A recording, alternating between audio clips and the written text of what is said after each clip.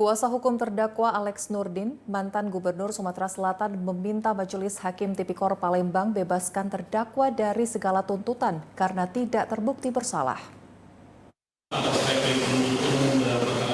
Sidang lanjutan kasus dugaan korupsi dana hibah pembangunan Masjid Sriwijaya dan korupsi penjualan gas bumi di Perusahaan Daerah Pertambangan dan Energi (PDPDE) tahun 2010-2019 digelar di Pengadilan Negeri Tipikor Palembang dengan agenda pembacaan duplik dari kuasa hukum terdakwa. Dalam dupliknya, kuasa hukum dari Alex Nurdin meminta majelis hakim menolak tuntutan jaksa penuntut umum yang menuntut kliennya. Alex Nurdin dituntut dengan hukuman 20 tahun penjara dan membayar uang pengganti sebesar 3,2 juta dolar Amerika.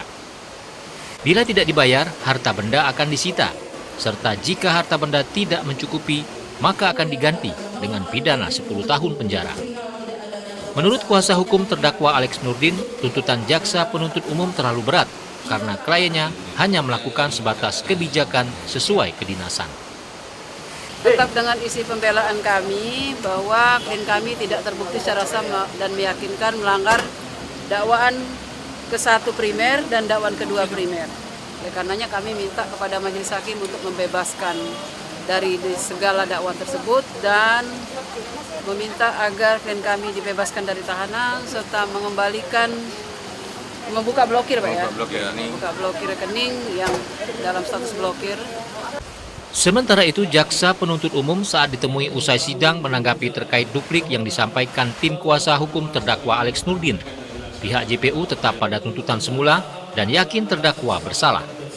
Ya, kita konsisten dengan tuntutan yang sudah kita bacakan, kemudian dengan replik yang sudah kita sampaikan pada sidang sebelumnya, gitu kan. Iya, itu yang sudah kita sampaikan dalam tuntutan, sudah kita sampaikan dalam replik. Nanti kita tunggu aja putusannya tanggal hari Rabu depan ya. Sidang akan dilanjutkan pekan depan dengan agenda pembacaan vonis dari majelis hakim.